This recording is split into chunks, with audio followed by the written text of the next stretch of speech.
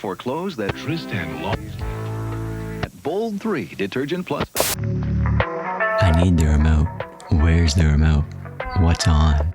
It's okay to indulge in a good TV series binge from time to time, as long as you do so mindfully.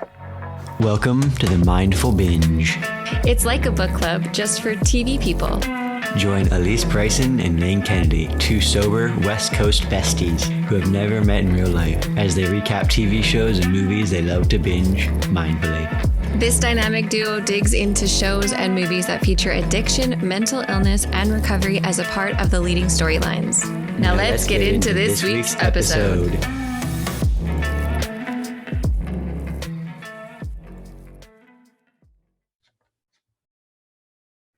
Welcome back. It's the Mindful Binge. Boom! With Alysse Bryson and Lane Kennedy. Yours truly. You ready to roll? Oh, am I ever? But I really don't want to talk about the first scene in episode 2, and just like that. I want to pretend that scene never happened. And I hope it never happens again. And if you're new here, we are mindfully binging, and just like that, we're on episode 2. If you haven't watched or listened to episode 1, we want to invite you to do that now, because we're going to binge, and just like that, episode 2, Little Black Dress. And what Alysse is talking about is the opening scene where Brady, Miranda's now, how old is he? I don't know, like 18 maybe? No, he's 17. 17-year-old son is banging his girlfriend in their house. Shaking the walls. And Steve, because we know he's 800 years old, takes his hearing aid out, and so it's not that bad. Plus he's a dude, so he doesn't care. And Miranda is just tolerating it. And I have a son who is 25, and I'm telling you right now, no, absolutely not. No. I don't know. I don't. And this is not because I'm a prude or because I don't want my son to have sex. I don't want to hear him having sex. There we Just go. like he would not want to hear me having sex. No, boundaries. I have boundaries. So this, I know this is part of the story, but I don't want to watch it. Yeah, it's not a fun scene to open into. It brought me back to when I was 17 and I was banging my first love, and his mom was, in the house on the other side of the house, and it made me think, oh my God, I was so disruptive and not okay.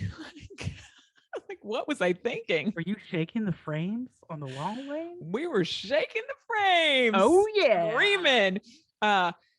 But it really made me think about, in our society now, a lot of kids are living at home until they're 25, 26, right? So what do we do with that? What do you do? How do you set up a boundary with your son or your daughter who is 22 with their partner in your house under your roof? How do you do that? That is hard, because there is also, I understand, but I remember what it was like to be youthful. I am not anymore.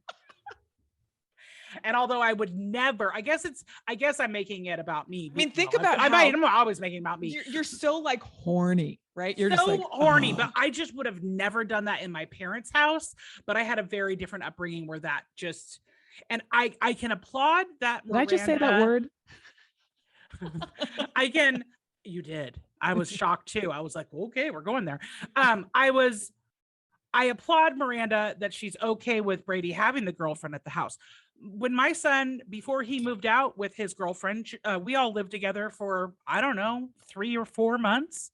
It got a little iffy there by month 3. And then I was like, see ya, here, let me buy you a bunch of stuff and help you get out. But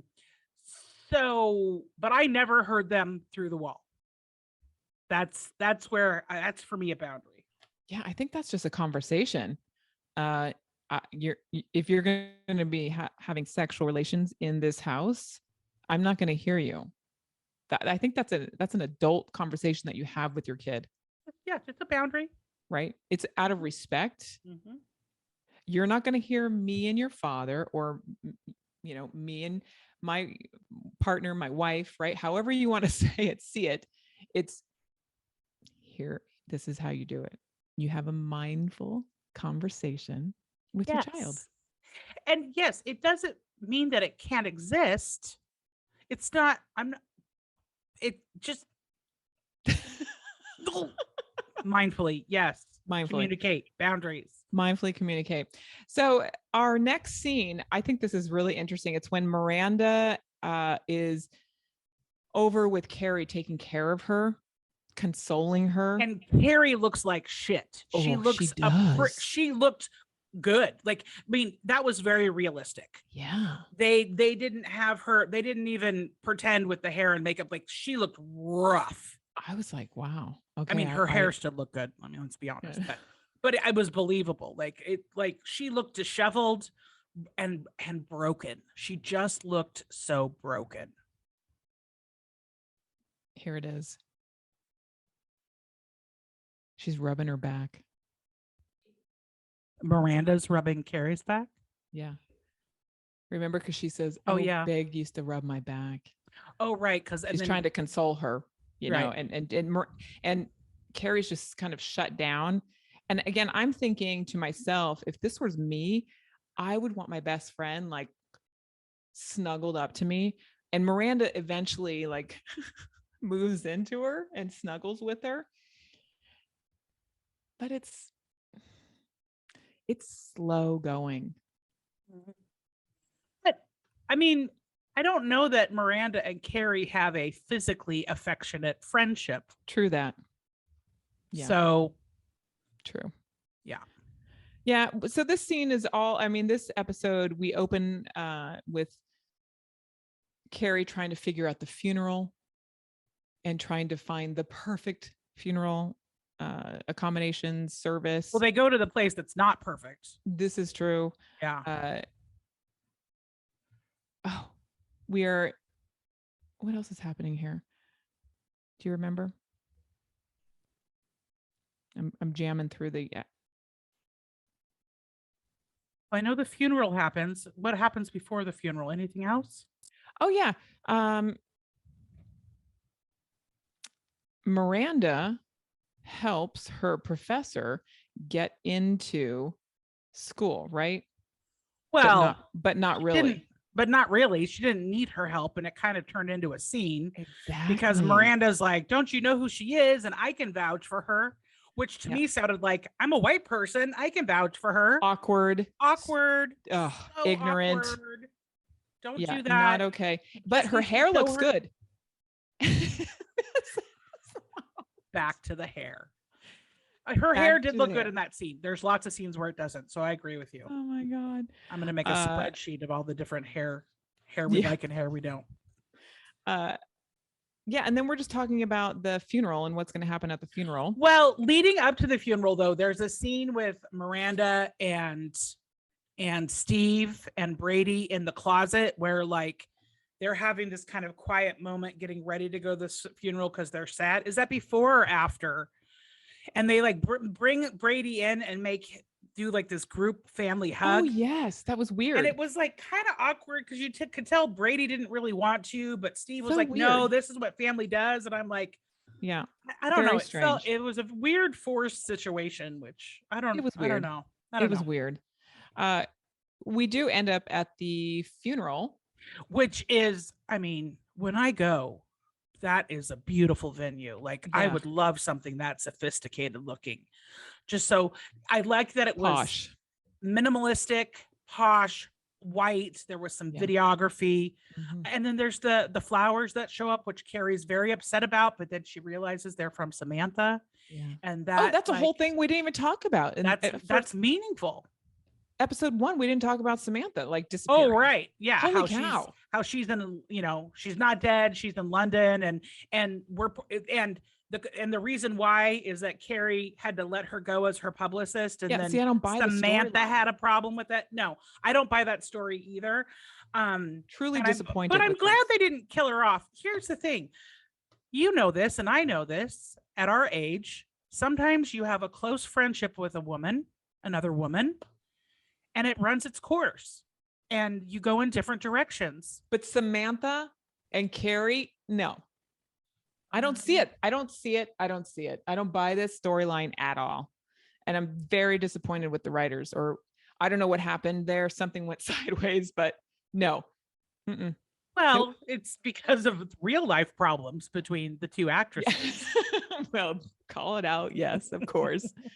But I think it's interesting how they're trying to bring in other characters that Samantha embodied, right? That's Like, so yeah. LTW is got some of what Samantha represents. Classy, powerful. Yes. Yeah.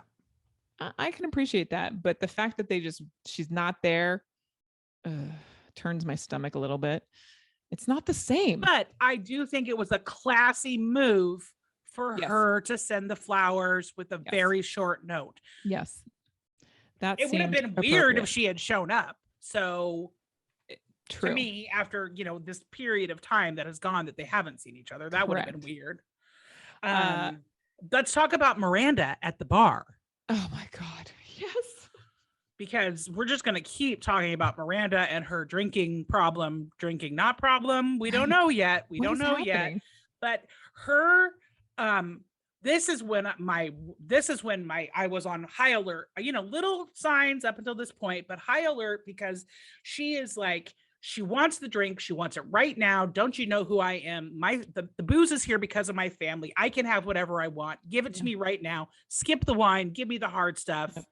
I have to speak. Like, I remember being that frantic about getting a drink. And you only know that feeling if you know that feeling. Yes. Yes. I need it now. Mm-hmm. Now. Give it to me now. It's so, and it's just, it's hurtful.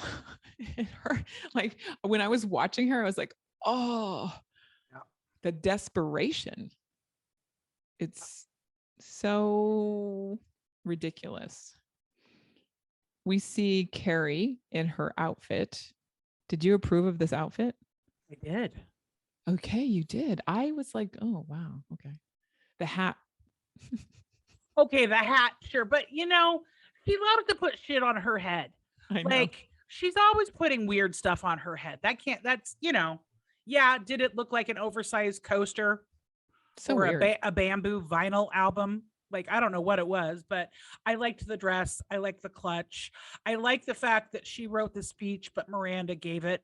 That all felt if Samantha had been there, Samantha would have done the speech. Samantha would have been doing it. Since she wasn't, it was natural for it to go to Miranda and not Charlotte, because God knows Charlotte would have just cried the whole time. She would have been crying the whole time. Jeez. Which is, that's pretty classic Charlotte. I buy that. Okay, so let's talk about Miranda's hair in the scene. It's got curls suddenly.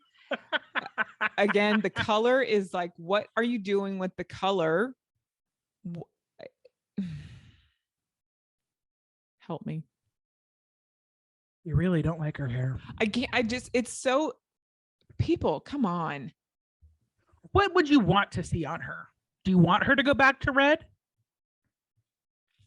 You want her to that she's going gray?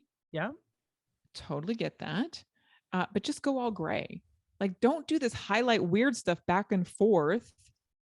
That's the thing. It's that the texture and the colors look different depending on the scene, which brings in the conversation, like, which is a hairpiece, which is a wig, which is that.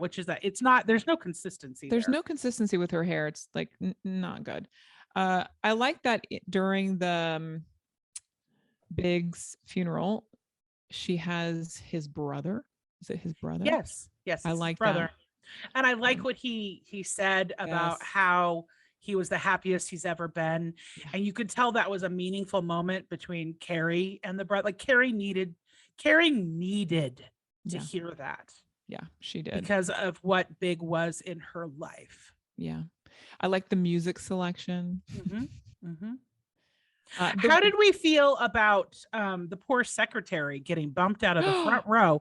The one who knows his innermost secrets because she managed all his stuff, getting bumped to the back section. I wasn't okay with that. I didn't like that at all. I was not very happy with Stanford. in that situation. Didn't feel good. Not at all. I was like, what's up with him? Why is he being such an asshole? We see Mitzi again. I was like, oh God. And then we see Che and Brady smoking out, and Miranda's having a moment. Oh yeah. Right. I forgot about that scene. Oh, if that was my kid, I would be there with Miranda. Yes, you would. 17 years old, and you're like, yeah, I would have that moment for sure. So I was down with that moment. But then this is also when there's chemistry that we see between Che and Miranda. Agreed. Well, there's something. Yeah, there's definitely something. There's charged energy. It's building. It's building. But I like the way that Miranda gets so authoritative over her son, who, he's like 17. Like, you're right. Going home right now. Like, yeah, he's like taller than her. It's like, really? Yeah, I'm like, no, it's not gonna. Yeah, it was. I think that was a great scene. I approved of that scene. There's chemistry. Do we believe in the Carrie's response at the funeral? Like her demeanor, her presence. What did you think of that?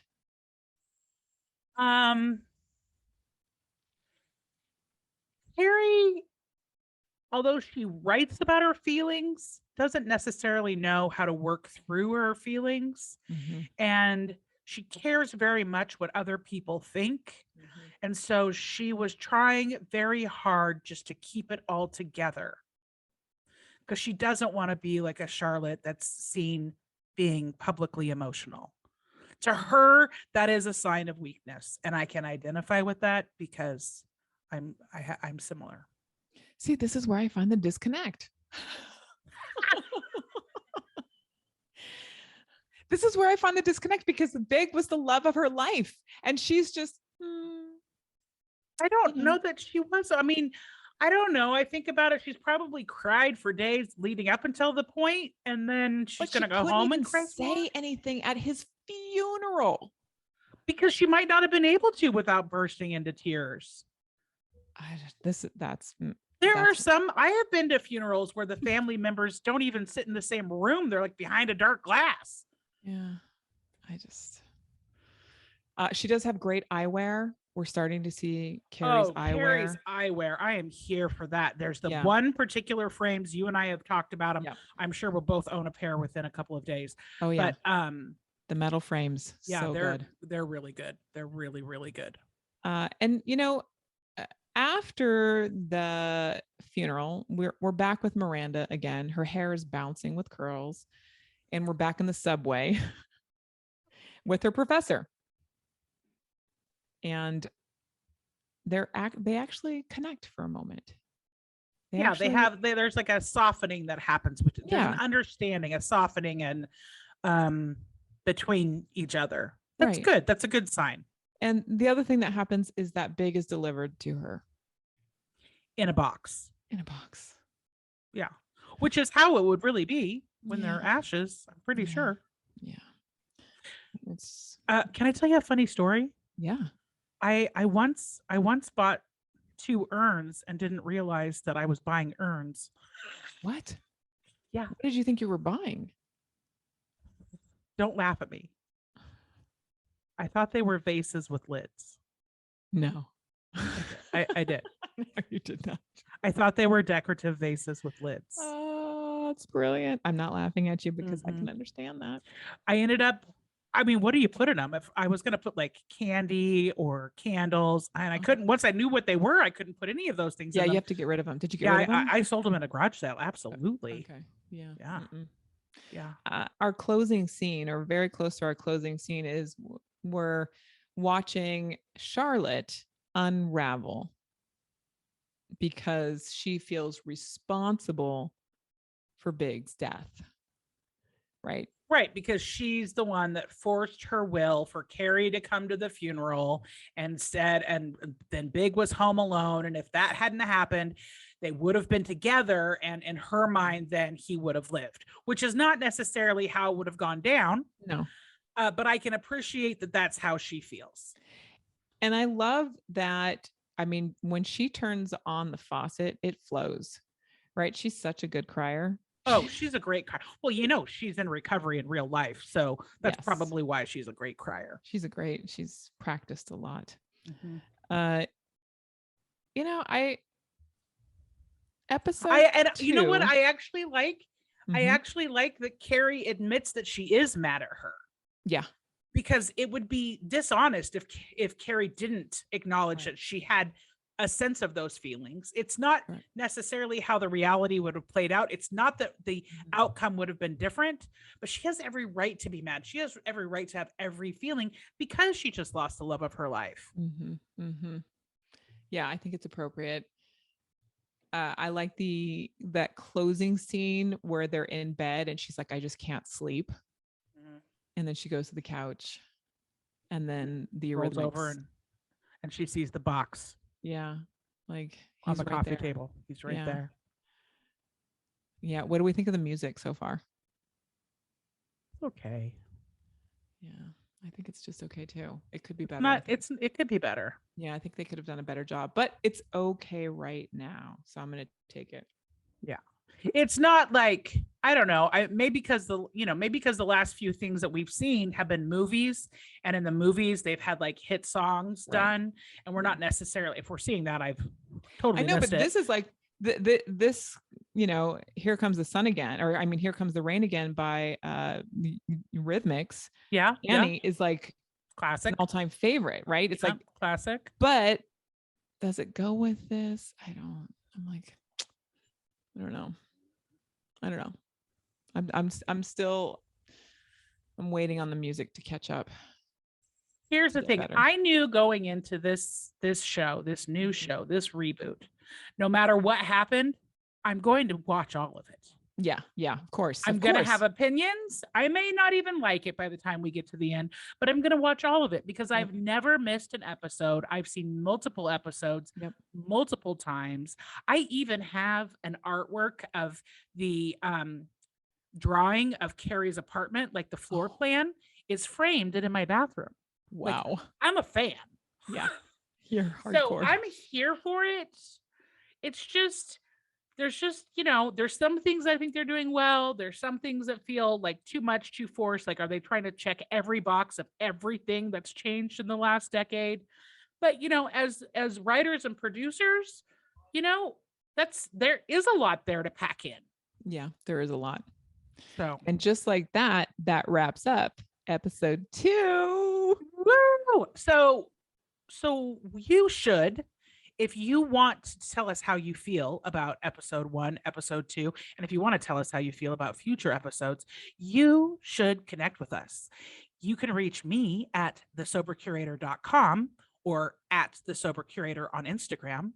And you can reach Lane at Lane_Kennedy_ on Instagram. We'll put it all in the show notes. It'll all be in the show notes. Come and say hi. Let us know what you think of the show. And next week or next episode will be episode 3, When in Rome. So exciting. So much more to unpack. So much more. We'll see you next time. Take care.